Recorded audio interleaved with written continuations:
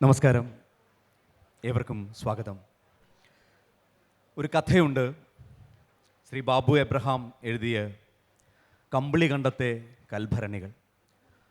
9 മാസങ്ങൾക്ക് മുൻപാണ് ഈ പുസ്തകം പ്രകാശിതമായത്, നമ്മുടെ കൈകളിലേക്കൊക്കെ എത്തിത്തുടങ്ങിയത്. 9 മാസങ്ങൾ പിന്നിടുമ്പോൾ കമ്പിളി കണ്ടത്തെ കൽഭരണികൾ അതിൻ്റെ 75-ാം പതിപ്പിൽ വന്ന് നിൽക്കുന്നു. അത്രയേറെ വായിക്കപ്പെട്ട ഒരു പുസ്തകം. ആ പുസ്തകത്തിലെ കഥാപാത്രങ്ങൾ ഇന്നും വായിച്ചവരുടെ മനസ്സിൽ വിങ്ങലായി, നോവായി, ചോദ്യങ്ങളായി ഒക്കെ അവശേഷിക്കുന്നു. നന്ദികുന്നേൽ മേരിയും മേരിയുടെ 4 മക്കളും. ആ കഥ ഒരു ചെറിയ ഭാഗം, ആദ്യ ഭാഗം കുറച്ചൊന്ന് പറഞ്ഞുകൊണ്ട് നമുക്ക് ഈ സെഷൻ ആരംഭിക്കാം. 5 വയസ്സായിരുന്നു അന്ന് ബാബുവിന്.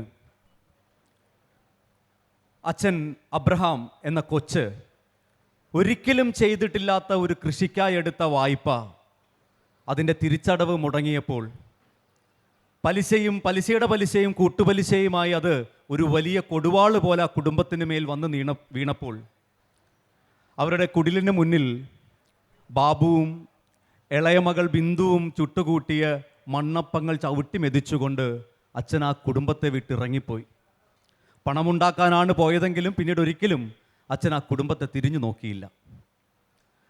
തിരിച്ചടയ്ക്കാൻ കഴിയാതെ വീട് ജപ്തി ചെയ്യുന്ന അവസ്ഥയിൽ മേരിയും മേരിയുടെ 4 മക്കളും ഒരു രാത്രി മുഴുവനും ഇരുന്ന് കരഞ്ഞു, എന്തു ചെയ്യുമെന്നറിയാതെ. ഒടുവിൽ മേരി ആ തീരുമാനമെടുത്തു. 2ാമത്തെ മകൾ ലാലിയുടെ കയ്യും പിടിച്ച് മേരി ആ വീടിന് പുറത്തേക്ക് ഇറങ്ങി. ജെസി ബാബുവിനെയും കൊണ്ട് പിന്നാലെയും. അവർ കമ്പിളികണ്ടത്തെ തോടും കടന്ന് തെള്ളിത്തോട്ടിലേക്ക് യാത്രയായി. ആ രാത്രിയിൽ തെള്ളിത്തോട്ടിലെ കുരിശടിക്ക് മുന്നിൽ എത്തിയപ്പോൾ മേരി ഇളയ കുഞ്ഞിനെ താഴെ നിർത്തിയിട്ട് ആ കുരിശടിയെ നോക്കി പ്രാർത്ഥിച്ചു, എൻ്റെ ക്രിസ്തുരാജ എന്ന്. ആ രാത്രിയിൽ എന്തോ സംഭവിക്കാൻ പോവുകയാണ് എന്ന് ജെസിക്ക് അറിയാമായിരുന്നു. പക്ഷേ ബാബുവിന് ഒന്നും അറിയില്ലായിരുന്നു. ബാബു കരുതിയത് ഇവരെവിടെയോ ഒരു സഞ്ചാരത്തിന് പോവുകയാണ്, ഒരു യാത്ര പോവുകയാണെന്ന് മാത്രമാണ് കുഞ്ഞ് ബാബു മനസ്സിലാക്കിയത്. എന്നിട്ട് അമ്മ മുന്നിൽ നിരന്ന് നിന്ന മക്കളോട് ഇങ്ങനെ പറയുന്നു, മക്കളെ, നമുക്കാരുമില്ല. ഞാൻ ഇപ്പോൾ പോകുന്നത് ഡാമിലേക്കാണ്. ആ ഡാമിലേക്ക് അമ്മ എടുത്ത് ചാടും. അമ്മ ചാടിക്കഴിഞ്ഞാൽ മക്കൾ ഓരോരുത്തരും പിന്നാലെ ഡാമിലേക്ക് ചാടണം എന്ന്. അപ്പം ജെസി മൂത്ത മകളാണ്, 10 വയസ്സുണ്ടെന്ന് ജെസിക്ക്. അവൾ അമ്മയോട് പറഞ്ഞു, അമ്മ, എനിക്ക് വെള്ളം പേടിയാണമ്മ, വെള്ളത്തിൽ ചാടാൻ പേടിയാണമ്മ എന്ന്.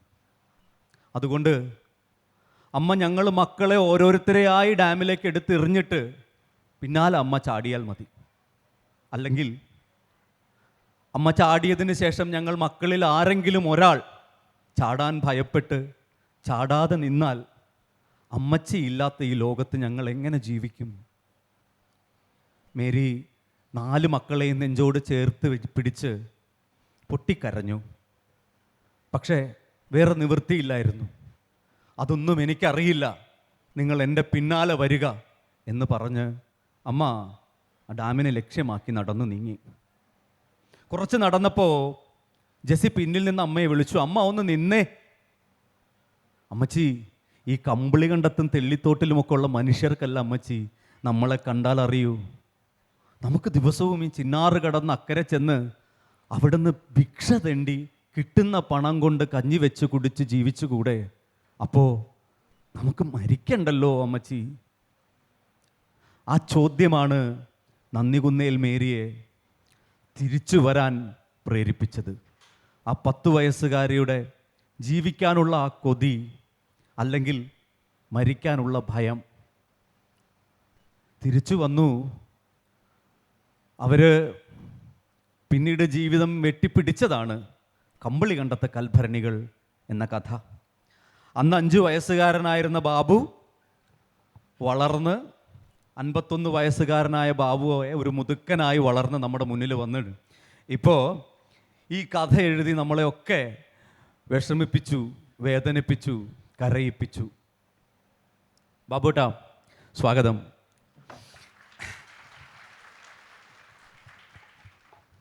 ബാബുവേട്ടനോട് എനിക്ക് ആദ്യം ചോദിക്കാനുള്ളത്, കമ്പളികണ്ടത്തെ ജീവിതം ഞങ്ങളെല്ലാവരും വായിച്ചു, മേരിയെ ഞങ്ങൾക്കൊക്കെ അറിയാം. പക്ഷേ അബ്രഹാം എന്ന അച്ഛനെ നമുക്ക് മാറ്റി നിർത്താൻ കഴിയില്ലല്ലോ ജീവിതത്തിൽ. കൊച്ച് എന്ന അച്ഛനെ ഈ പുസ്തകത്തിൽ അങ്ങനെ പ്രതിപാദിച്ച് കണ്ടില്ല. എന്തായിരുന്നു അച്ഛൻ, അല്ലെങ്കിൽ അച്ഛനെ എന്നാണ് ബാബു തിരിച്ചറിഞ്ഞത്? എല്ലാവർക്കും നമസ്കാരം. എന്നെ കേൾക്കാൻ, കഥ കേൾക്കാൻ വന്നതിനൊത്തിരി നന്ദി.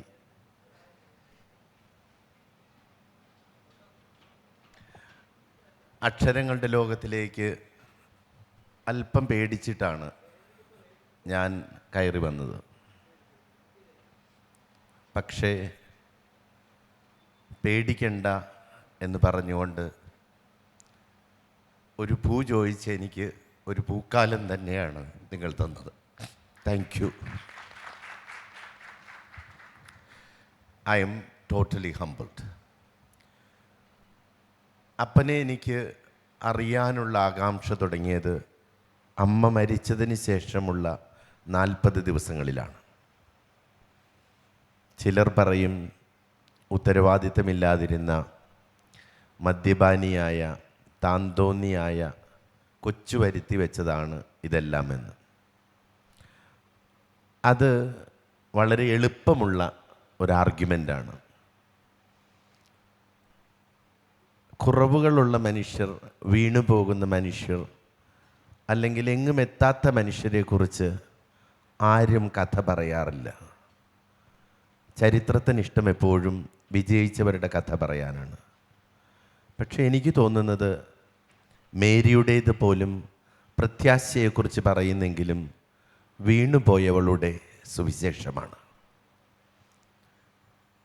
ചിലപ്പോൾ വളരെ ശക്തയായ ഒരു ഭാര്യയ്ക്കും അതുപോലെ ശക്തയായിരുന്ന ഒരു അമ്മയ്ക്കുമിടയിൽ നിസ്സഹായനായിപ്പോയ ഒരു പുരുഷനായിരിക്കില്ലേ കൊച്ച്. അതാണ് ഞാനിപ്പോൾ തേടിയിറങ്ങിയിരിക്കുന്നത്.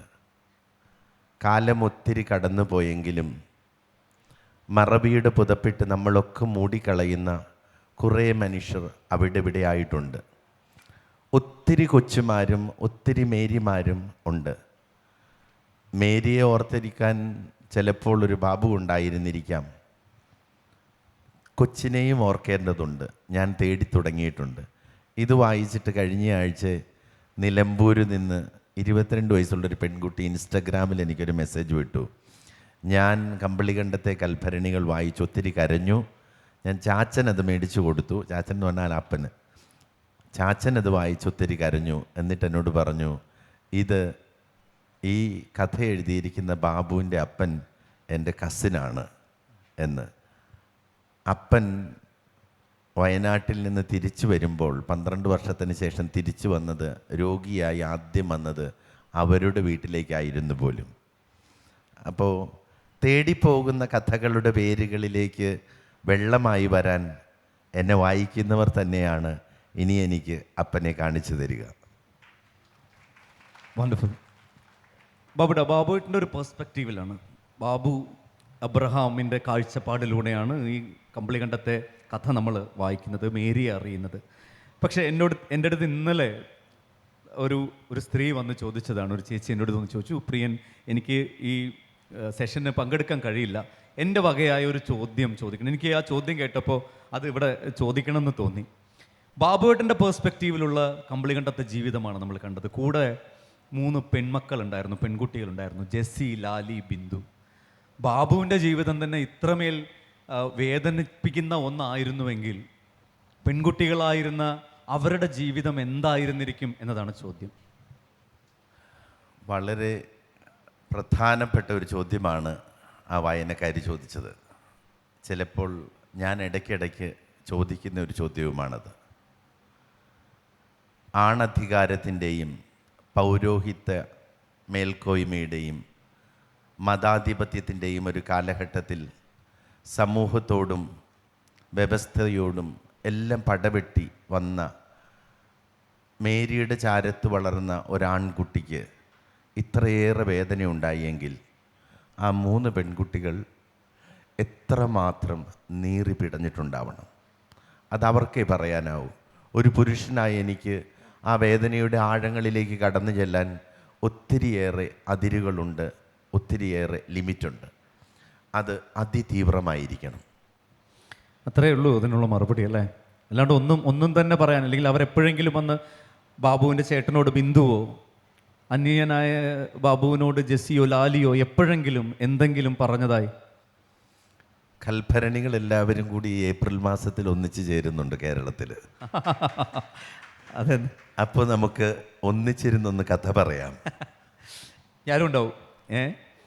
ഇനി എനിക്ക് ഈ പുസ്തകത്തിൽ ഏറ്റവും പ്രധാനപ്പെട്ട ഒരു ഭാഗമായിട്ട് എനിക്ക് തോന്നിയത്, കഥ വായിച്ചു പോകുമ്പോൾ നമ്മളെ കരയിപ്പിക്കുന്ന ഭാഗങ്ങൾ കഴിഞ്ഞ് കൗമാരക്കാരനായ ബാബു വീട്ടിൽ നിന്ന് ഇറങ്ങിപ്പോകാൻ തീരുമാനിക്കുന്നുണ്ട്.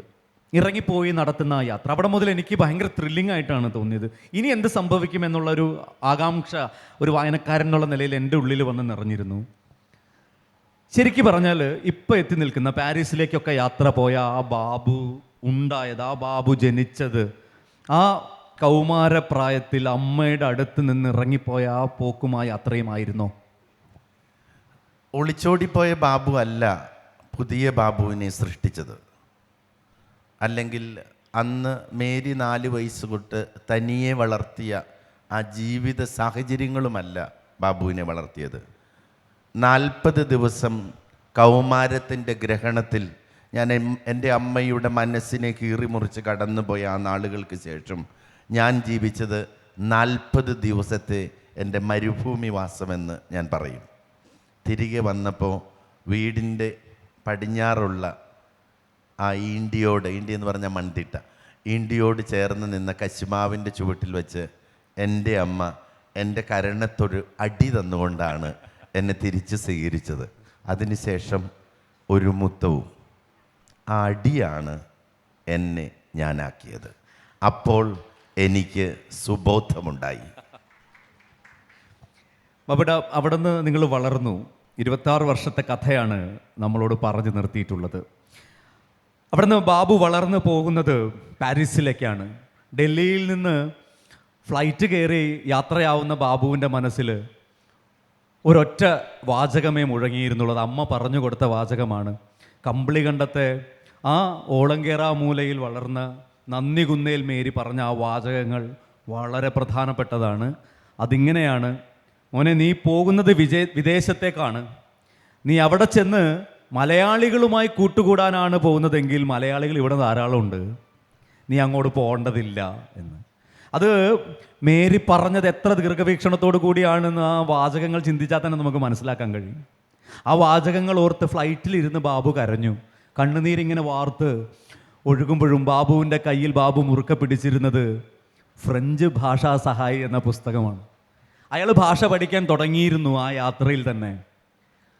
അയാൾ ഇറങ്ങിയ പാരീസിൽ ഫ്ലൈറ്റ് ഇറങ്ങി ആദ്യം കണ്ട സ്ത്രീയോട് അയാളുടെ ഒരു സ്ലാങ്ങിൽ ബോം ഹൂർ എന്ന് പറയുന്നുണ്ട് അല്ലേ? അവർ തെറ്റിദ്ധരിച്ചില്ല, എന്തോ ഭാഗ്യം. അവിടെ നിന്ന് ബാബു യാത്രയാവുന്നു പാരീസിലേക്ക്.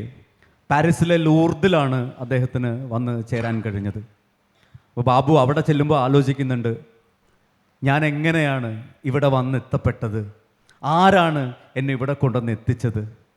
ആ കമ്പിളി കണ്ടത്ത് പൊട്ടിപ്പൊളിഞ്ഞ ഒരു കൽഭരണിയെ ആരാണ് വൃത്തിയാക്കി തുടച്ച് മിനുക്കി അതിൽ വെള്ളം നിറച്ചത്? ആരാണത് പിന്നീട് ഒരു വീര്യം കൂടിയ വീഞ്ഞാക്കി മാറ്റിയത്?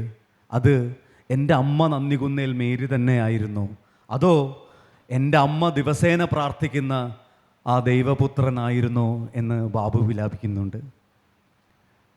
അങ്ങനെ ലൂർദിൽ ചെല്ലുന്നു. ലൂർദിൽ 18 തവണ മേരി പ്രത്യക്ഷപ്പെട്ടു എന്ന് ഇപ്പോഴും വിശ്വസിക്കുന്ന ഇടത്തിലാണ് ബാബു ചെന്ന് എത്തുന്നത്. ബാബു അവിടുത്തെ പള്ളിയിൽ ദിവസേന കുർബാന കൈക്കൊള്ളാൻ ചെല്ലുന്നു. കുർബാന കൈക്കൊള്ളാൻ ചെല്ലുമ്പോൾ അവിടെ പള്ളിയിലൊന്നും ആരുമില്ല. അങ്ങനെ പള്ളിയിലൊന്നും സ്ഥിരമായി പോകുന്ന ആളുകൾ അന്ന് പാരീസിൽ ഉണ്ടായിരുന്നില്ല. ആകെ വളരെ കുറച്ച് പേര് മാത്രമേ ഉണ്ടായിരുന്നുള്ളൂ. ഒരു സ്ത്രീ ദിവസേന ബാബുവിനെ ശ്രദ്ധിച്ചിരുന്നു. ഒരു ദിവസം ആ സ്ത്രീ ബാബുവിനോട് ചോദിച്ചു, ആർ യു എൻ ഇന്ത്യൻ? ഇംഗ്ലീഷിലാണ് ചോദ്യം. ചോദ്യം കേട്ട് ബാബു തിരിഞ്ഞു നിന്നു. അവരെ പരിചയപ്പെട്ടു. അവരുടെ പേര് കൊളേത്ത് എന്ന് പരിചയപ്പെടുത്തി. കൊളേത്തിൻ്റെ കഥ പറഞ്ഞു. എനിക്ക് ഇന്ത്യയിൽ ഒരു കാമുകനുണ്ടായിരുന്നു, ബോംബെയിൽ. അയാളുടെ പേര് സൂര്യ എന്നായിരുന്നു. ഞങ്ങൾ ദിവസേന കത്തുകളിലൂടെ പരിചയപ്പെട്ടവൻ മനുഷ്യരായിരുന്നു. ഒരുമിച്ച് ജീവിക്കാൻ ആഗ്രഹിച്ചിരുന്നവരായിരുന്നു, പ്രണയിച്ചിരുന്നവരായിരുന്നു. പക്ഷേ ദിവസം കഴിയുന്തോറും ആ കത്തുകളുടെ ദൈർഘ്യം കൂടി വന്നു. പിന്നെ സൂര്യയുടെ കത്ത് വരാതെയായി. പക്ഷെ ഒരിക്കൽ ഞാൻ സൂര്യയെ അന്വേഷിച്ച് ബോംബെയിൽ പോയി.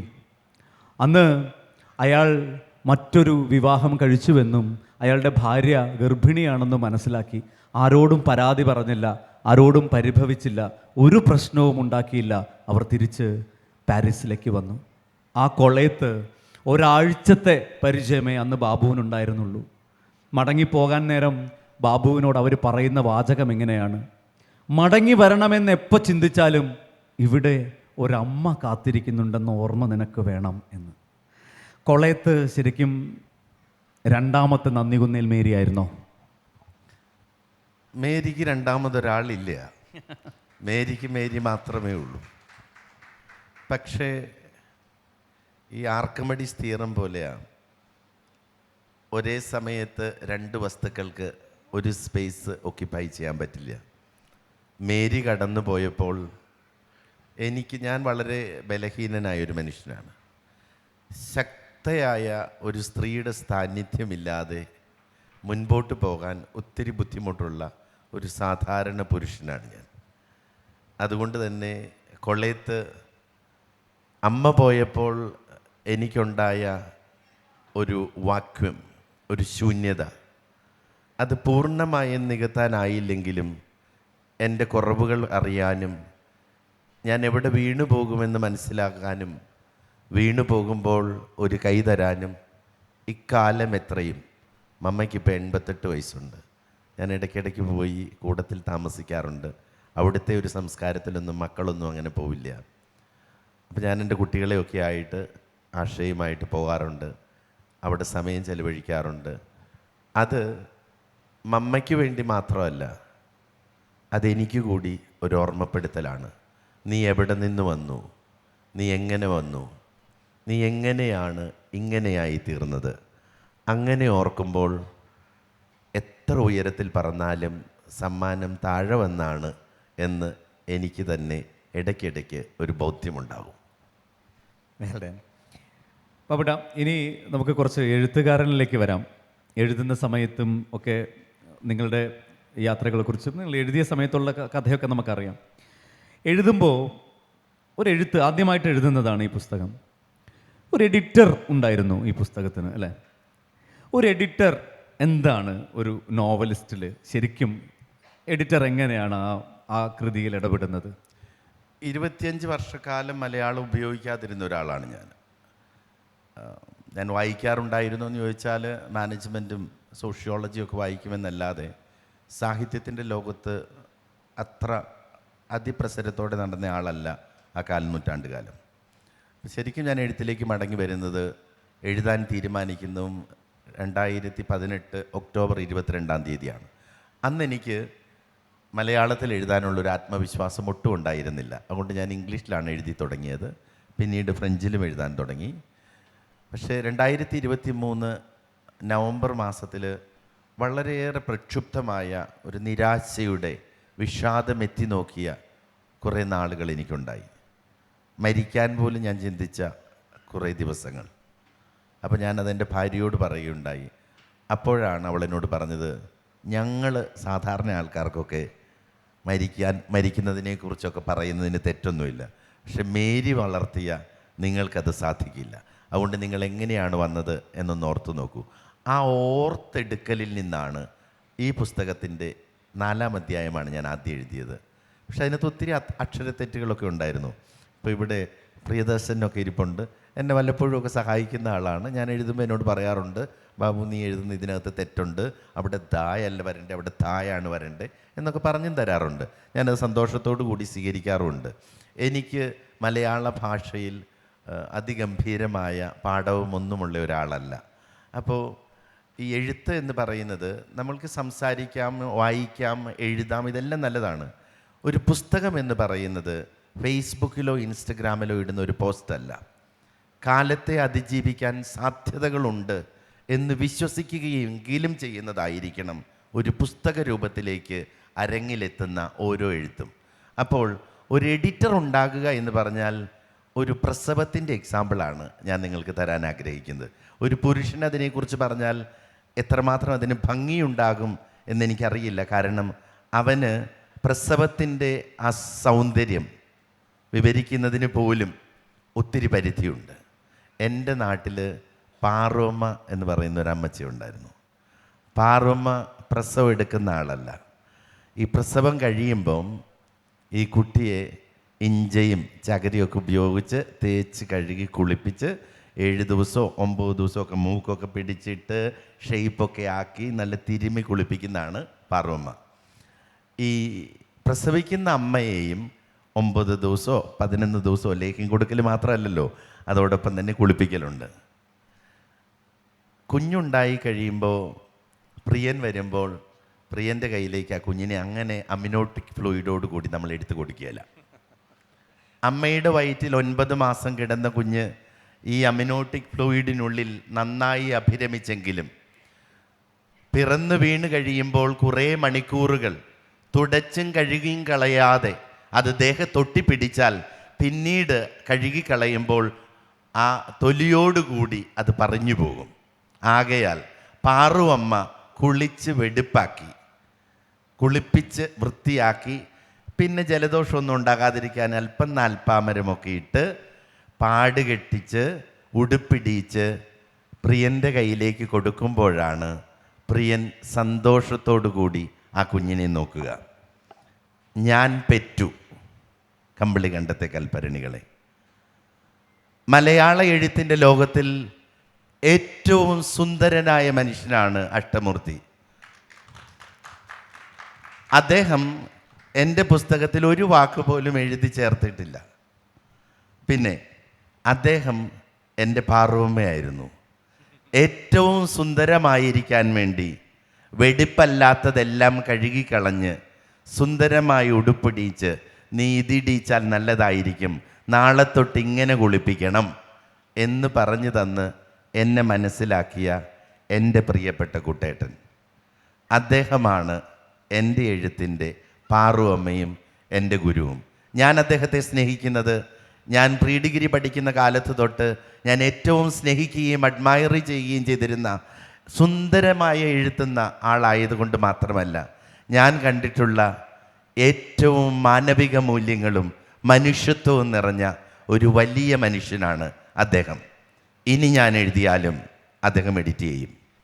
കാരണം 75 പതിപ്പ് ഇറങ്ങിയത് കൊണ്ടോ 300 പതിപ്പ് ഇറങ്ങിയത് കൊണ്ടോ ഞാൻ മലയാള സാഹിത്യത്തിലെ ഏറ്റവും കേമനാണ് എന്ന് ചിന്തിക്കുന്ന ആളല്ല. എന്നും ഭക്ഷണം ഉണ്ടാക്കുന്ന ആളാണെങ്കിലും യൂട്യൂബിൽ കണ്ടിട്ടുണ്ടാക്കിയത് പ്രിയനെയും അമ്മൂനെയും വിളിച്ചിട്ടൊരു ഡിന്നർ കൊടുക്കുമ്പോൾ ഇന്ന ടേസ്റ്റ് ചെയ്തതെന്ന് പറഞ്ഞ് കൊടുക്കുകയല്ല ഞാൻ ചെയ്യുന്നത്. എനിക്കതിൽ നല്ല പ്രാവീണ്യമായി എന്ന് ഞാൻ തോന്നുമ്പോൾ കുട്ടേട്ടനോട് ഇതിൻ്റെ ടേസ്റ്റ് ഓക്കെ ആണോ എന്ന് ഉറപ്പ് വരുത്തി കഴിയുമ്പോൾ അന്നേരമാണ് ഞാൻ വിരുന്നിന് വിളിക്കുക. വിരുന്നിന് വിളിക്കുമ്പോൾ ഏറ്റവും നല്ലതായി തന്നെ ഏറ്റവും നല്ല പ്രസൻറ്റേഷനോട് കൂടി തന്നെ വിളമ്പണമെന്ന് എനിക്ക് നിർബന്ധമുണ്ട്. കാരണം വായനക്കാർ ബുദ്ധിയുള്ളവരാണ്, എഴുതുന്നവർക്ക് മാത്രമല്ല ബുദ്ധിയുള്ളത്. വായനക്കാർ 300 രൂപ കൊടുത്ത് മേടിക്കുന്ന കൽഭരണിയാണെങ്കിലും വേറെ ഏത് ഭരണിയാണെങ്കിലും അത് കഴുകി വെടിപ്പാക്കി തന്നെ വേദിയിൽ പ്രസൻറ്റ് ചെയ്യണം. പിന്നെ നിങ്ങൾക്ക് ഇനിയിപ്പം പ്രസാധകരുടെ എഡിറ്റേഴ്സ് ഉണ്ടല്ലോ, പോരെ എന്ന് ചോദിക്കും.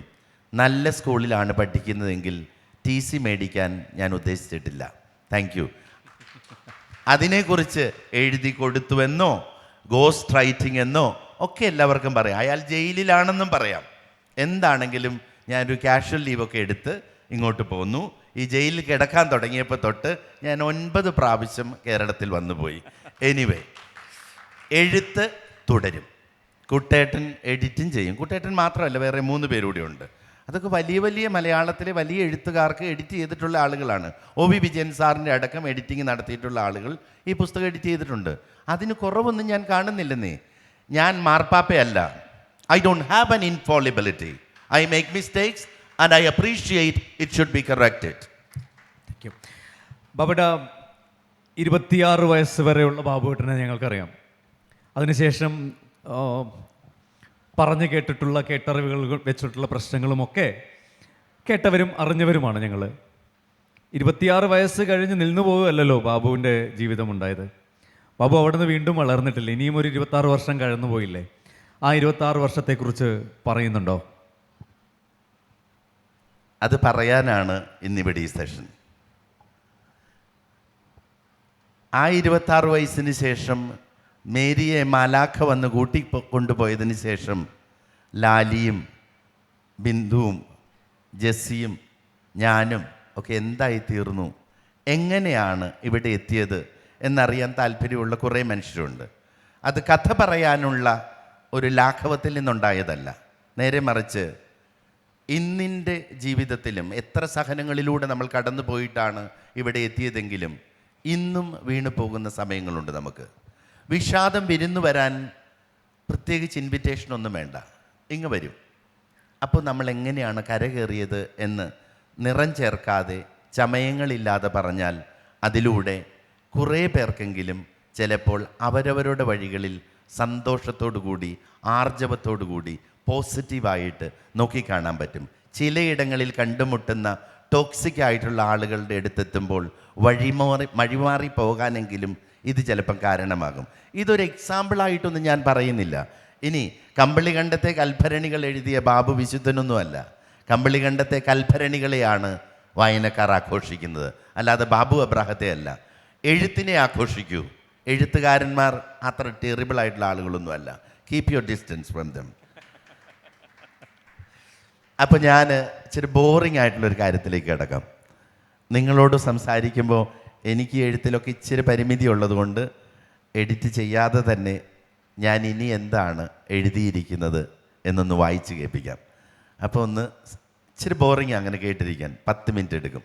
അപ്പോൾ ഒന്ന് കേൾക്കുക, ഇനി എന്താണ് ഞാൻ നിങ്ങൾക്ക് മുൻപിൽ അവതരിപ്പിക്കുന്നതെന്ന്. കമ്പളികണ്ടത്തെ കൽഭരണികൾ പൊടുന്നനെയാണ് എഴുതി നിർത്തിയതെന്ന് എനിക്കും അറിയാമായിരുന്നു.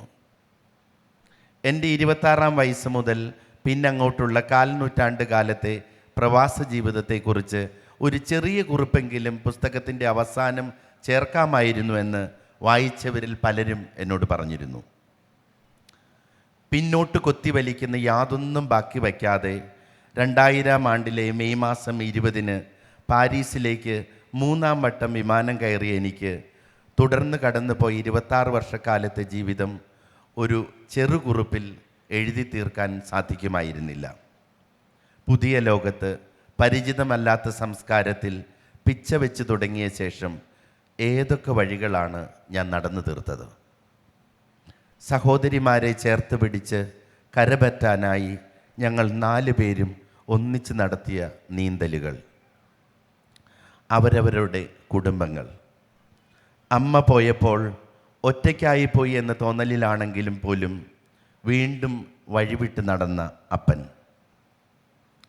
ജീവിതം കരിപിടിപ്പിക്കാൻ ഞാൻ നടത്തിയ സമരങ്ങൾ, ആ യാത്രയിൽ എത്രയോ ചെളിക്കുണ്ടുകളിൽ ഞാൻ ചെന്ന് ചാടി. മദ്യത്തിനും പുകവലിക്കും അടിമയായി ജീവിച്ച കുറേ നീണ്ട വർഷങ്ങൾ, മയക്കുമരുന്നുകൾ പോലും കൂടെ വന്ന് പാർത്ത നാളുകൾ, എൻ്റെ തീവ്ര പ്രണയങ്ങൾ, ഞാൻ ജീവിച്ചു തീർത്ത ലൈംഗിക അരാജകത്വങ്ങൾ, ഞാൻ അഭിമുഖീകരിച്ച പ്രലോഭനങ്ങൾ, എന്തൊക്കെ മാറാപ്പുകൾ ഞാൻ തോളിലേറ്റി. അപ്പോഴെല്ലാം എന്നെ ചേർത്ത് പിടിച്ച കൊളേത്ത്, ഒന്നും തിരിച്ചു കിട്ടുമെന്ന് കരുതാതെ സ്നേഹം പകർന്നു തന്ന താങ്ങായി നിന്ന എൻ്റെ അമ്മ, ജാതി മത വർണ്ണവർഗങ്ങൾ തീർത്ത അതിരുകളെ ഭേദിക്കുന്ന മാതൃസ്നേഹം മാത്രമായ കൊളേത്ത്, എൻ്റെ പ്രണയിനിയും പങ്കാളിയുമായ ആശ, എൻ്റെ 4 മക്കൾ, അവരുടെ വളർച്ചയുടെ വഴികളിലൂടെയുള്ള എൻ്റെ സഞ്ചാരം, അവരുടെ കൗമാരത്തിൻ്റെ കുതിപ്പും പുതിയ കാലത്തിൻ്റെ കിതപ്പും എല്ലാം എന്നെ തളർത്തിയ നാളുകൾ. അവർക്കൊപ്പം എത്താൻ ഞാൻ നടത്തിയ മത്സര ഓട്ടങ്ങൾ. വെള്ളക്കാരുടെ നാട്ടിൽ തുല്യത അഭിനയിക്കുന്ന സമൂഹത്തിൽ രണ്ടാം തരം പൗരരായി ജീവിക്കുന്ന ഭൂരിഭാഗം മലയാളി കുടിയേറ്റക്കാർക്ക് മുന്നിൽ എനിക്ക് യൂറോപ്യൻ പൗരത്വം വേണ്ട എന്ന് തീരുമാനത്തിലെത്തിയ നാളുകൾ. വെള്ളക്കാരൻ്റെ പാസ്പോർട്ട് കയ്യിൽ പിടിക്കുമ്പോഴും അവർക്കൊപ്പം തുല്യത തനിക്കില്ല എന്ന് നിശബ്ദമായി അംഗീകരിച്ചുകൊണ്ട് താണ പൗരന്മാരാകുന്ന കുറേയേറെ മനുഷ്യർ. സ്വന്തം മക്കൾ പോലും ബ്ലഡി ഇന്ത്യൻസ് എന്ന് ആക്ഷേപിക്കുന്നത് നിസ്സംഗരായി കേട്ടു നിൽക്കാൻ വിധിക്കപ്പെട്ട മാതാപിതാക്കൾ. വെള്ളക്കാർ കാലങ്ങളായി ഒളിഞ്ഞും തെളിഞ്ഞും ചെയ്ത അധിക്ഷേപങ്ങൾ സ്വന്തം മക്കളിൽ നിന്ന് കേൾക്കുന്ന കുടിയേറ്റക്കാരായ മലയാളികൾ. കുടിയേറിയവർ നാട്ടിൽ നിന്നും ഇറക്കുമതി ചെയ്ത ദേവാലയങ്ങളും ദൈവമനുഷ്യരും പണപ്പിരിവ് നടത്തി പിഴിഞ്ഞപ്പോൾ വിശ്വാസം പോലും നഷ്ടമായ കുറേ മനുഷ്യർ. പ്രവാസികളുടെ നാട്ടിലും പിണങ്ങി ദേവാലയങ്ങൾ വിട്ടിറങ്ങിയ ദൈവങ്ങൾ അനാഥരെ പോലെ നടന്നു. വെള്ളക്കാരൻ്റെ രൂപസാദൃശ്യം വരുത്തിയ ദൈവത്തിന് പോലും അവിടെ നഷ്ടമായ സ്വീകാര്യത. ഇവയെല്ലാമാണ് അടുത്ത പുസ്തകത്തിൽ ഞാൻ കോറിയിട്ടിരിക്കുന്നത്.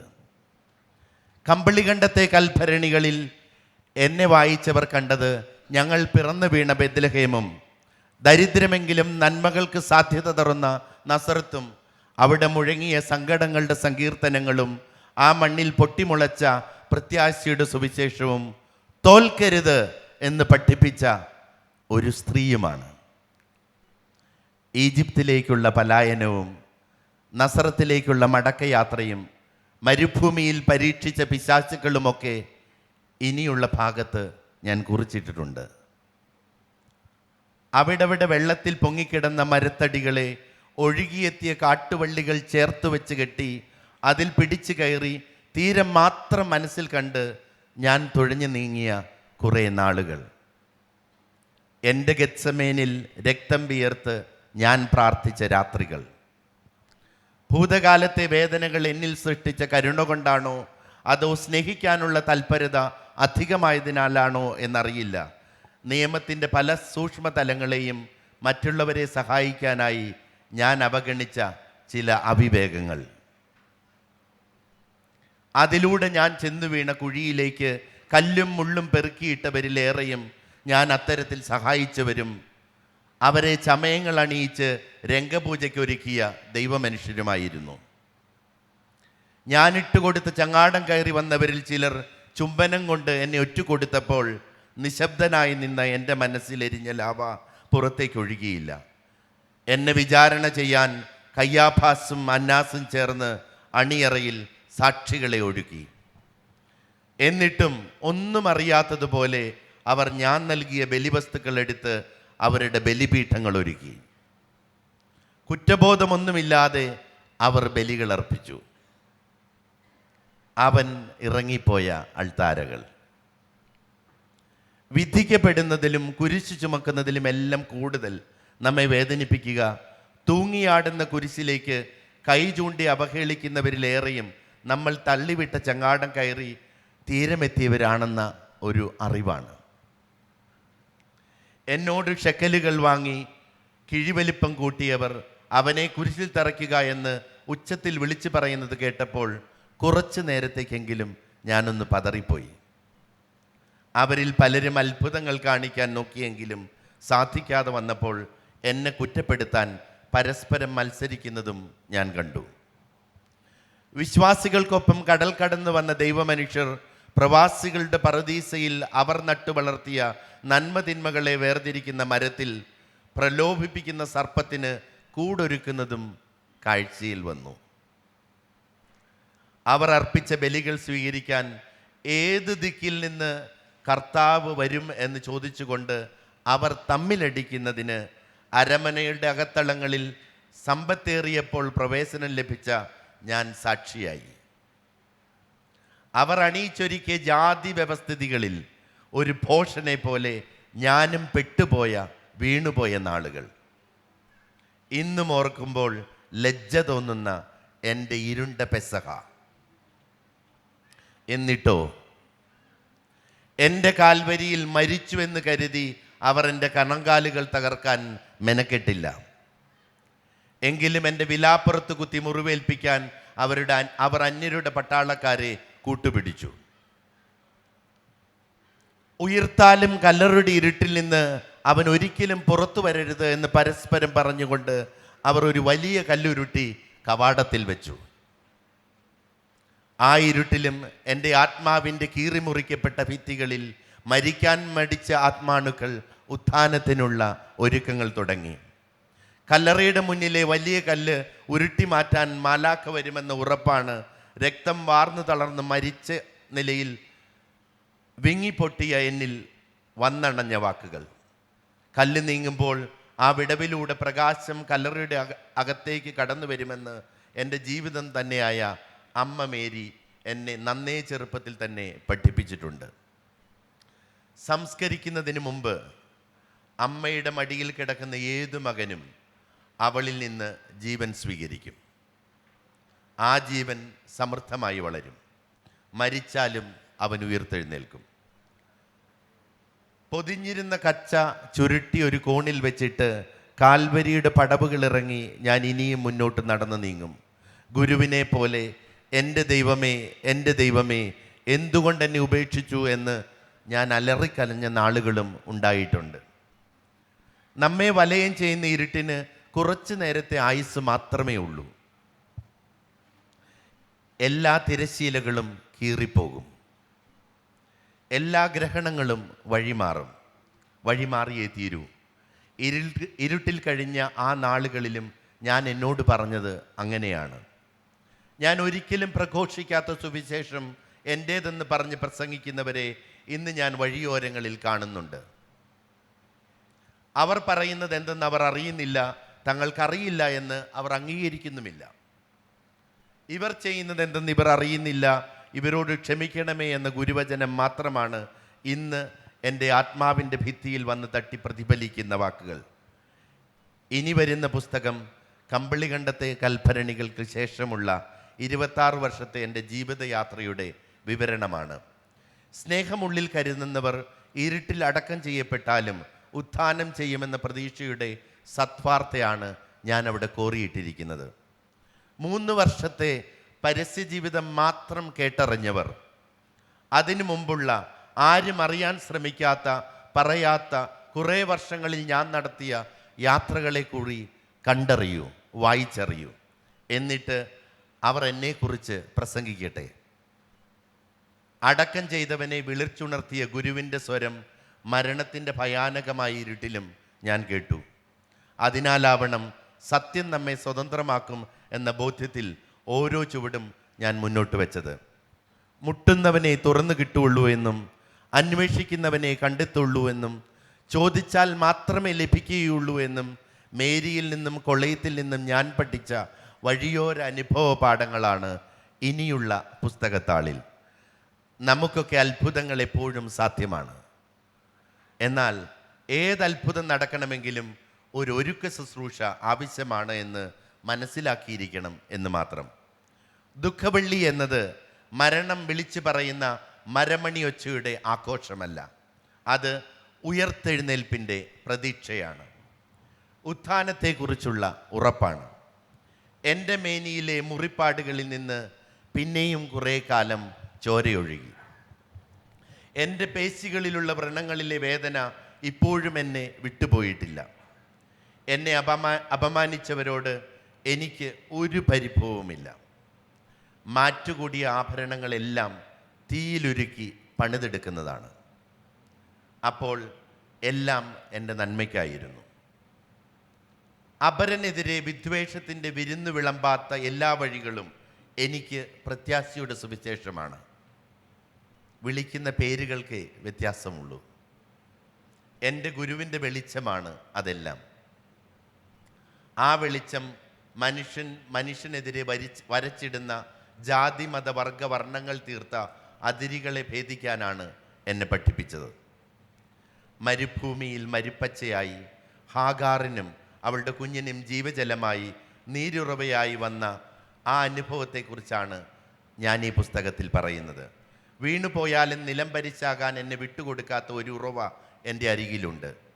വാടി വീഴുമ്പോഴും വേരുകൾക്ക് നനവാകുന്ന ഒരു നിത്യയുറവ നമുക്കെല്ലാം അടുത്തുണ്ട്. ആ ഉറവയുടെ നനവ് തേടാൻ നമ്മുടെ വേരുകൾ തയ്യാറാകണമെന്ന് മാത്രം. വീഴുമ്പോഴും പിടിച്ചെണീക്കാനുള്ള എൻ്റെ അഭയശിലയെക്കുറിച്ചാണ് ഇനിയുള്ള പുസ്തകത്തിൽ ഞാൻ പറയുന്നത്. അത് റെഡിയാണ് കേട്ടോ. എന്നെ സ്നേഹിച്ച നിങ്ങളുടെ സ്നേഹത്തിന് ഒത്തിരി നന്ദി. എന്നെ ആക്രമിച്ചത് കൊണ്ടാണ് എനിക്ക് എഴുതാൻ പോലും ശക്തി ലഭിച്ചത്. അപ്പോൾ എൻ്റെ അമ്മ മേരി എൻ്റെ അടുക്കലേക്ക് വന്നു. പിന്നെ നിർത്താതെ അങ്ങ് എഴുതി. അതാണ് ഈ പുസ്തകം. ഞാൻ എന്ന് പറയുന്ന വ്യക്തി ഒത്തിരി കുറവുകളുള്ള ഒരു സാധാരണ മനുഷ്യനാണ്. വെറും സാധാരണ മനുഷ്യൻ. ഈ ഹൈ റേഞ്ചിലൊക്കെ മരത്തെ കൂടെ ഓടിച്ചാടി നടക്കുന്ന ഒരു കുരങ്ങനെ പോലുള്ളൊരു മനുഷ്യൻ. പൂർണ്ണതകളും പൂജ്യമായവയും പരിശുദ്ധരും ഒരിക്കലും എന്നെ ആകർഷിച്ചിട്ടില്ല.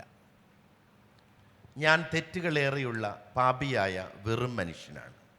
പറുദീസായിൽ നിന്ന് പുറത്താക്കപ്പെട്ടവൻ, അതിൽ ദുഃഖിക്കാത്തവൻ, സ്വപ്നങ്ങളെ മരിക്കാൻ വിട്ടുകൊടുക്കാത്ത ഒരു മലയോര മനുഷ്യനാണ് ഞാൻ. മരിച്ചാലും ഉയർക്കാനുള്ള ജീവൻ എൻ്റെ ഉള്ളിലുണ്ട്. അത് നിക്ഷേപിച്ചത് ഒരു സ്ത്രീയാണ്. അതെന്നിൽ നിക്ഷേപിച്ച അമ്മ നന്ദികുന്നേൽ മേരി മാലാഖയോടൊപ്പം പോയെങ്കിലും ഇപ്പോഴും എൻ്റെ അരികിലുണ്ട്.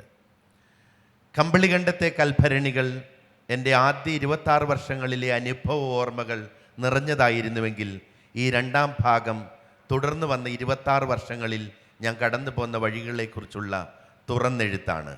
ഇനി വരുന്ന താളുകളിലും പതിവ് പോലെ ഞാൻ ചമയങ്ങൾ ചേർത്തിട്ടില്ല. എൻ്റെ ചാരത്ത് നിശബ്ദയായി അമ്മയുണ്ട് എന്ന് കാൽവരിയിൽ വേദനയോടെ വിങ്ങിപ്പൊട്ടുമ്പോഴും എനിക്കറിയാം. ആരൊക്കെയോ ചേർന്ന് തറച്ച കുരിശിൽ തൂങ്ങിയാടുമ്പോഴും ഒരു വിലാപമായി, ഒരു തേങ്ങലായി ഞാൻ വിളിച്ചു പറഞ്ഞു. അതാണ് മാതൃഭൂമി പുറത്തിറക്കുന്ന അടുത്ത പുസ്തകം. സ്ത്രീയെ, ഇതാ നിന്റെ മകൻ. ഓഡിയൻസിന് മൈക്ക് എത്തിക്കണം. നിങ്ങൾക്ക് ചോദിക്കാനുള്ള ചോദ്യങ്ങൾ ചോദിക്കാനുള്ള സമയമാണ്. Why don't you write in English or French? You will get to the market, world market. കമ്പിളികണ്ടത്തെ കൽഭരണികളുടെ 36 അധ്യായങ്ങളും ഞാനൊന്ന് തർജ്ജമ ചെയ്ത് നോക്കിയിരുന്നു. അത് എൻ്റെ ഒരു രീതിയിൽ എഴുതി തീർന്നു കഴിഞ്ഞ് ഒരു 3 ആഴ്ചത്തേന് മാറ്റിവെക്കും. അത് വീണ്ടും വായിച്ചപ്പോൾ അതൊരു ലിറ്ററൽ ട്രാൻസ്ലേഷൻ ആയിരുന്നു. എനിക്ക് ഉണ്ടായ feeling how clumsy it is എന്നാണ്. അതൊട്ടും സുന്ദരമായിരുന്നില്ല. അപ്പം അതുകൊണ്ട് ഞാനത് നേരിട്ട് എൻ്റെ ഓർമ്മകളിൽ നിന്ന് തന്നെ ഇംഗ്ലീഷിൽ എഴുതാൻ തുടങ്ങി. ഒരു 4 അധ്യായം എഴുതിയതിന് ശേഷം ഞാൻ one of the top publishers in the world ലണ്ടനിൽ സബ്മിറ്റ് ചെയ്തു. അവരതിൽ ഇൻട്രസ്റ്റഡ് ആണ്. ഇൻഷാ അള്ളാ 2026 അവസാനം അല്ലെങ്കിൽ 2027 ആദ്യം അത് ലണ്ടനിൽ നിന്ന് പബ്ലിഷ് ചെയ്യുന്നതാണ്. ഞാനൊരു അധ്യാപികയാണ്. എൻ്റെ മുൻ വരുന്ന എല്ലാ പേരൻസിനോടും കുട്ടികളോടും അവരുടെ ജന്മദിനത്തിൽ കമ്പിളികണ്ടത്തെ കൽഭരണികൾ വാങ്ങിക്കൊടുക്കണമെന്ന് ഞാൻ പറയാറുണ്ട്. ഒത്തിരി കുട്ടികളത് വായിച്ചിട്ടുമുണ്ട്. എൻ്റെ മകൾക്ക് ഞാൻ ജന്മദിന സമ്മാനമായി നൽകിയത് ഈ പുസ്തകമാണ്. എനിക്ക് ചോദിക്കാനുള്ളത്, അമ്മ മേരി ഈ ഒരു വലിയ പ്രതിസന്ധി ഘട്ടത്തിൽ മക്കളെയും അമ്മയെയും ഉപേക്ഷിച്ചിട്ട് പോയ അച്ഛനോട് വളരെയധികം ക്ഷമിക്കുകയും പകരം മാത്രമല്ല മക്കളോട് പറയുകയാണ്, അച്ഛനും മാസം 5000 രൂപ എങ്കിലും എല്ലാ മാസവും എത്തിച്ചു കൊടുക്കണമെന്ന് പറഞ്ഞല്ലോ. ഇത് മേരിയിൽ ഇങ്ങനെ ഒരു ബോധം ഇന്നത്തെ ഇപ്പം ഞാനടക്കമുള്ള സ്ത്രീകൾക്ക് അത്രയധികം ക്ഷമിക്കാൻ പറ്റുമെന്ന് എനിക്ക് തോന്നുന്നില്ല. എൻ്റെ ഒരു ചോദ്യം, അങ്ങനെ മേരിയെ കൊണ്ട് പറയിപ്പിച്ചത് മേരിയുടെ അടിയുറച്ച ദൈവവിശ്വാസം അല്ലെങ്കിൽ മതാധിപത്യ ലോകത്തിൽ അവളെ പഠിക്കുന്നത് അല്ലെങ്കിൽ അവളെ പഠിപ്പിച്ചു വിടുന്നത് ഭർത്താവ് എത്ര തെറ്റ് ചെയ്താലും നീ ഭർത്താവിനോട് ക്ഷമിക്കുമ്പോഴാണ് നീ ദൈവത്തിൻ്റെ അടുത്ത് എത്തുന്നതാണ്. എന്താണ് സാറിൻ്റെ അഭിപ്രായം? എനിക്ക് മേരിക്ക് വേണ്ടി അക്കാര്യത്തിൽ പറയാൻ പറ്റില്ല, ഒന്ന് സത്യസന്ധമായിട്ട്. പക്ഷേ ടീച്ചർ ചോദിച്ച ചോദ്യം വളരെ റെലവൻ്റാണ്. ഇത് വളരെ ശക്തയായ ഒരു സ്ത്രീ ആയിരിക്കുമ്പോഴും one of the most vociferous feminine voices ആണെങ്കിലും ഒരു പാട്രിയാർക്കി ഇൻറ്റേർണലൈസ് ചെയ്ത ഒരു സ്ത്രീ ആയിരുന്നു മേരി എന്നൊരു ചോദ്യവും കൂടി ഇവിടെ ഉണ്ട്. പക്ഷെ എനിക്ക് തോന്നുന്നത് അതിനൊക്കെ അപ്പുറമായിരുന്നിരിക്കണം. ഒരു സ്ത്രീ ക്ഷമിക്കുക എന്ന് പറഞ്ഞാൽ, അത് സ്ത്രീ ആണെങ്കിലും പുരുഷനാണെങ്കിലും ഒരു ഭീരുവല്ല ക്ഷമിക്കുക. അവർ അത്രമാത്രം ശക്തിയായ ഒരു സ്ത്രീ ആയിരുന്നത് കൊണ്ടായിരിക്കണം ക്ഷമിച്ചത്. പിന്നെ ഒരു മകൻ എന്ന നിലയിൽ എത്ര എഴുതിയാലും മേരിയുടെയും കൊച്ചിൻ്റെയും കിടപ്പറയിൽ എത്തി നോക്കി എനിക്ക് എഴുതാനാവില്ല. അപ്പോൾ താൻ പ്രണയിക്കുന്ന ഭർത്താവിനെ, അയാളുടെ കുറവുകളെയും അയാളുടെ മേന്മയെയും മേരി അറിഞ്ഞതുപോലെ മറ്റാരും അറിഞ്ഞിട്ടുണ്ടാവില്ല, ഈ മക്കളും. അപ്പോൾ അവർക്ക് കൊച്ചിനെ എത്രമാത്രം അറിയാമായിരുന്നോ, അവരുടെ പ്രണയം എത്രമാത്രം തീവ്രമായിരുന്നു എന്നതിലായിരിക്കണം അത്. കാരണം മേരി ഒരിക്കലും മതം കുറിച്ചു കൊടുക്കുന്ന ഒരാത്മീയതയ്ക്ക് ഒരിക്കലും വിധേയായിരുന്നില്ല. മേരി ഈ കരിസ്മാറ്റിക്കും പ്രാർത്ഥനയും ഒക്കെ വരുന്നതിന് മുമ്പേ സ്വന്തം ഈശ്വരനെ വിളിച്ച് പ്രാർത്ഥിക്കുന്ന ഒരാളായിരുന്നു. ഇനി ക്രൈസ്തവ വിശ്വാസം കുറിച്ചു കൊടുത്ത ഒരു ആത്മീയതയിൽ അതിൻ്റെ വരമ്പുകളും അതിരുകളും അതിനുള്ളിൽ നിന്ന് ജീവിച്ച ഒരു വ്യക്തിത്വമായിരുന്നില്ല അവർ വളരെ തുറവിയുള്ള ഒരു സ്ത്രീയായിരുന്നു. അപ്പോൾ ആ ഒരു ആത്മീയതയിൽ നിന്ന് സ്വർഗരാജ്യം പോകാനുള്ള അത്യാർത്ഥിയിൽ നിന്നും ഉണ്ടായതായിരിക്കില്ല എന്നാണ് ചിന്തിക്കുന്നത്. പക്ഷേ നമ്മളത് പഠിക്കേണ്ട ഒരു കാര്യമാണ്. Hi sir. Hi sir. ഞാൻ ആനന്ദ് കൊല്ലത്തുനിന്നാണ് വരുന്നത്. ഞാൻ മാതൃഭൂമിയുടെ ഒരു ബുക്ക് സ്റ്റോറിൽ കയറിയപ്പം ടോപ്പ് സെല്ലിംഗ് ബുക്കുകളുടെ ഒരു ലിസ്റ്റിൽ താങ്കളുടെ ഇത് കണ്ടു. അപ്പോൾ എനിക്ക് സംശയം തോന്നി, ആരടാ ഈ ബാബു എബ്രഹാം എന്ന് എനിക്ക് തോന്നി, ഏതാടാ ഈ കമ്പിളി കണ്ട കൽപ്പരണികളെന്ന് എനിക്ക് തോന്നിപ്പോയി. ഓക്കെ, അപ്പോൾ ഞാൻ ചോദിച്ചാൽ അറിയാനുള്ള കൗതുകത്തിൻ്റെ പുറത്താണ് ഞാൻ ആ ബുക്ക് വാങ്ങിയത്.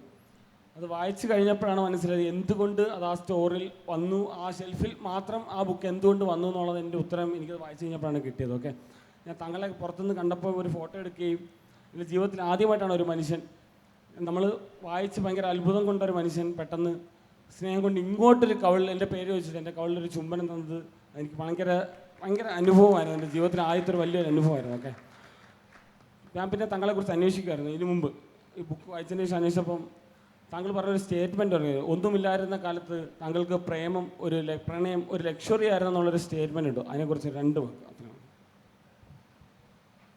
നമുക്ക് അത് അഭിലാഷ് മോഹൻ എന്നോട് ചോദിച്ചപ്പോൾ അന്നേരം സ്പോണ്ടേനിയസ് ആയിട്ട് വന്നു. ഞാൻ ആരുടെയും ചോദ്യങ്ങൾ നേരത്തെ എടുത്തിട്ട് ഒരുങ്ങി പറയുന്ന ഒരാളല്ല. എനിക്ക് ക്വസ്റ്റ്യൻ തരാമെന്ന് പറയുന്നവരോടും അത് വേണ്ട, വേദിയിൽ ചോദിച്ചാൽ മതി എന്ന് പറയുന്ന ആളാണ് ഞാൻ.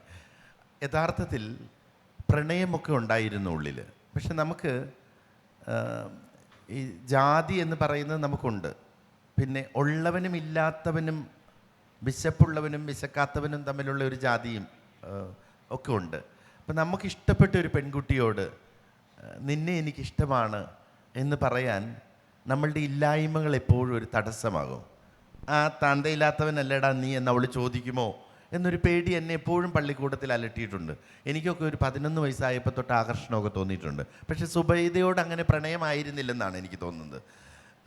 പിന്നെ മോൻ പറഞ്ഞ ഉമ്മ തന്നതിന് കാരണം ഞാൻ എപ്പോഴും പറയുന്നത്, വഴിയിലൂടെ ലക്ഷറി കാറിൽ പോയാലും അടിപൊളിയായി ജോഗിങ് നടത്തി ബോഡി മെയിൻറ്റെയിൻ ചെയ്യുമ്പോഴുമൊക്കെ തൊട്ടപ്പുറത്തെ പറമ്പിൽ കുത്തിയിരിക്കുന്ന പുഴുക്കളെല്ലാം നമ്മളെ നോക്കി പറയുക നാളത്തെ എൻ്റെ പലഹാരമാണെന്നാണ്.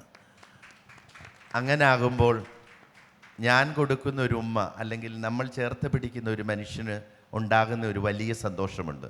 ഞാൻ കഴിഞ്ഞ ദിവസം നിയമസഭ ലിറ്ററേച്ചർ ഫെസ്റ്റിവൽ പങ്കെടുത്തിറങ്ങുമ്പോൾ ഒത്തിരി പേരിങ്ങ് കൂടിക്കഴിഞ്ഞപ്പോഴേക്കും അവർക്ക് അടുത്ത സെഷൻ തുടങ്ങാനുള്ള സമയമായതിനാൽ വേറൊരു മുറി ഒരുക്കി ഈ ആളുകളെല്ലാം കൂടെ ക്യൂ നിർത്തി അങ്ങോട്ട് കയറ്റി. അപ്പോൾ ഒരു ചെറുപ്പക്കാരൻ ഒരു 20 വയസ്സ് 22 വയസ്സേ ഉണ്ടാവുള്ളൂ. എൻ്റെ മൂത്ത മകൻ 20 വയസ്സാകുക. അപ്പോൾ ഈ കുട്ടി വന്നിട്ട് പുസ്തകമില്ല, ഒപ്പിടിക്കുന്നൊന്നുമില്ല, എന്നെ വന്നിട്ട് ഇങ്ങനെ കെട്ടിപ്പിടിച്ച് കുറച്ച് നേരം കരഞ്ഞു, എൻ്റെ തോള് നനഞ്ഞു. എന്നിട്ട് ഈ കുട്ടി തിരിഞ്ഞിട്ട് എന്നോടൊന്നും മിണ്ടിയില്ല. തിരിഞ്ഞിട്ട് ആളുകളോട് പറഞ്ഞു, കരയരുത് കരയരുത് എന്ന് ഞാൻ പലവട്ടം എന്നോട് തന്നെ പറഞ്ഞ് പഠിപ്പിച്ചിട്ടാണ് വന്നത്. പക്ഷെ പറ്റിയില്ല, നിങ്ങൾ ക്ഷമിക്കണത്. എനിക്ക് ആ മനുഷ്യൻ ആരാണെന്നറിയില്ല, എന്താണ് എന്നിൽ നിന്ന് പ്രതീക്ഷിച്ചതെന്നറിയില്ല. പക്ഷെ ഒരു കാര്യം എനിക്ക് ഉറപ്പുണ്ട്, ഈ നാളത്തെ പുഴുവിൻ്റെ പലഹാരമായ നമുക്ക് ഒരു മനുഷ്യൻ നമ്മളുടെ അടുത്തൂടെ പോകുമ്പോൾ ജസ്റ്റ് ഒന്ന് പുഞ്ചിരിക്കാൻ പറ്റിയാൽ അത് ഈ ഉയർപ്പിൻ്റെ സുവിശേഷം പോലെയാണ്. കാരണം ഈ 3-ാം ദിവസം അതിരാവിലെ മഗ്ദലന മറിയവും മറ്റു സ്ത്രീകളും ഒക്കെ എഴുന്നേറ്റ് അവൻ്റെ കല്ലറയ്ക്കലേക്ക് പോയി. കാൽവരിയുടെ ചെരുവിൽ ആർക്കോ വേണ്ടി പണിതിട്ടിരുന്ന ഒരു കല്ലറയായിരുന്നു അവനെ അടക്കിയതെന്നാണ് പറഞ്ഞ്. ഈ മതങ്ങളുടെ എല്ലാം ഈശ്വര സങ്കല്പങ്ങൾ ഒരു കഥയായി കരുതുന്ന ആളാണ് ഞാൻ. പക്ഷേ എനിക്ക് സരസ്വതി ദേവിയെ ഭയങ്കര ഇഷ്ടമാണ്. കാരണം ഈ 50 കിലോയോളം തൂക്കം വരുന്ന ദേവി ഇരുന്നിട്ടും ഞാൻ പ്രിയനോടൊരിക്കൽ ചോദിച്ചു, എന്തുകൊണ്ടാണ് ഒരിതൾ പോലും ചുളിവ് വീഴാതെ ഇങ്ങനെ ഇരിക്കുന്നത്? കാരണം അറിവേറും തോറും ആ കനം കുറഞ്ഞു വരികയാണ് ചെയ്യുന്നത് എന്ന് പറഞ്ഞതുപോലെ നമുക്ക് ഈ ഏതെങ്കിലും ഒരു മാലാക്ക് പോയപ്പോൾ ആ ചെരുവിലിരുന്ന ആ കവാടത്തിലിരുന്ന കല്ലിനിട്ടൊരു തട്ട് കൊടുത്തപ്പോൾ അത് പോയത് കൊണ്ടായിരിക്കണം അവൻ ഉയർത്തെഴുന്നേൽക്കാനാവത്. അപ്പം നമുക്കൊക്കെ ചിലപ്പം നമ്മളൊക്കെ ഓരോ കല്ലറകളിൽ അടക്കം ചെയ്യപ്പെട്ടവരാണ്. ഉയർത്തെഴുന്നേൽക്കാനുള്ള ഒരു ശക്തിയൊക്കെ വരുന്ന ആ നിമിഷത്തിൽ പോലും ഈ കല്ലുരുട്ടി മാറ്റാനുള്ള ശക്തി നമുക്കുണ്ടാവില്ല. അപ്പോൾ ഒരു മാലാഖയായി മറ്റുള്ളവരുടെ കല്ലറകളുടെ കവാടങ്ങളിലെ ആ കല്ല് നമ്മുടെ കാലം കൊണ്ട് വെറുതെ ഒരു ചവിട്ട് വെച്ച് കൊടുത്താൽ മതി, അത് ഉരുണ്ടു പൊക്കോളും. Why don't you give the opportunity for every other human being to resurrect? നമസ്കാരം, എൻ്റെ പേര് നിധിൻ എന്നാണ്. കേൾക്കാമോ? ഞാൻ ഇന്നലെ രാത്രി 1:30-ക്കാണ് പുസ്തകം വായിച്ചു തീർത്തത്. വായിച്ചിട്ട് കരഞ്ഞു. എന്നിട്ട് ഞാൻ ആദ്യം സോഷ്യൽ മീഡിയയിൽ കുറച്ചത് വീണ്ടും വായിക്കണം, വീണ്ടും കരയണം എന്ന് തന്നെയാണ്. അതിൽ കൂടുതൽ എനിക്കൊന്നും പറയാനില്ല. എനിക്ക് അറിയാനുള്ളത്, ഭ്രമണം തെറ്റിയ കൗമാരത്തിൽ അങ്ങ് പോയ നാളുകളെ അമ്മ തിരിച്ചു പിടിക്കുന്നത്, താങ്കൾ തിരിച്ചു വരുമ്പോൾ അമ്മ ചോദിക്കുന്നത് എന്നോടിത് ചെയ്യാൻ നിനക്ക് എങ്ങനെ തോന്നി എന്ന് ചോദിച്ചുകൊണ്ടാണ്. ആ നാളുകളെ അമ്മ എങ്ങനെയാണ് തരണം ചെയ്തത്? ആ ഡാമിൻ്റെ മുന്നിൽ നിന്ന് തിരിച്ചു പിടിച്ച ജീവിതത്തെ കൈവിട്ടു പോയെന്ന് അമ്മയ്ക്ക് തോന്നിയ നാളുകളായിരുന്നു അത്. ശരിക്കും ഉണ്ടല്ലോ, അവിടെ നമ്മൾ കാണേണ്ടത് അതിനെ ഒരു സോഷ്യോ കൾച്ചറൽ കോണ്ടെക്സ്റ്റിലാണ് കാണേണ്ടത്. കാരണം മകൻ 15 വയസ്സുള്ള മകൻ 10ാം ക്ലാസ് പരീക്ഷ എഴുതിയതിൻ്റെ പിറ്റേ ദിവസം അമ്മാവൻ്റെ കുറച്ച് പൈസയും അമ്മായിയുടെ മല്ലിട്ടിന്നിലെ പൈസയും എടുത്ത് അമ്മയും സഹോദരിമാരെയും ഉപേക്ഷിച്ച് പോയിട്ട് അവൻ മടങ്ങി വന്നു. ആ ധൂർത്തപുത്രൻ തിരിച്ചു വന്നു. ആ കാലഘട്ടത്തിൽ ആ അമ്മ മകൻ പോയല്ലോ എന്ന വേദന ഉണ്ടാവാം. പക്ഷെ അതിലൊക്കെ തീവ്രമായ ഒരു സഹനം അവർ അഭിമുഖീകരിച്ചിട്ടുണ്ട്. 29 വയസ്സുള്ളപ്പോൾ 4 മക്കളെ തനിച്ചാക്കിയിട്ട് ഇട്ടിട്ട് പോയൊരു ഭർത്താവ് ആ സമൂഹത്തിൽ അവളെ ഒരു അഭിസാരികയായിട്ടാണ് കാണുക. ഒരു ചുരിദാറിൻ്റെ ഫ്ലീറ്റ് ഇങ്ങോട്ട് ഇച്ചിരി കയറിയിരുന്നാൽ ആ വിടവിലേക്ക് എത്തി നോക്കിക്കൊണ്ട് നീ ഇത് വിൽക്കാൻ കൊണ്ട് നടക്കുന്നതാണോ എന്ന നോട്ടം നോക്കുന്ന ആളുകൾ ഹൈ റേഞ്ചിലെ കുഗ്രാമങ്ങളിൽ മാത്രമല്ല, ഈ തിരുവനന്തപുരത്തെ വഴിയോരങ്ങളിലുമുണ്ട്. അങ്ങനെയെങ്കിൽ അവളുടെ കെട്ടിയോൻ ആ 4 എണ്ണത്തിനെ ഇട്ടേച്ച് പോയതാ. മകന് പ്രായമായപ്പോൾ ആ ചെറുക്കന് കാര്യം പിടികിട്ടിയപ്പം ആ ചെറുക്കനും പോയത് കണ്ടില്ലേ? അപ്പോൾ ഇവൾ ആരാ? അതാണ് അവൾ അഭിമുഖീകരിച്ച ഏറ്റവും വലിയ സഹനം. ഒരു സ്ത്രീയോട് പറയാതെ പറയുന്ന ആക്ഷേപങ്ങളും പറയാതെ തന്നെ നാം അവളെ കുരിശിലേറ്റുന്നതും ഓരോ ദിവസവും നടക്കുന്ന ഒരു പ്രക്രിയയാണ്.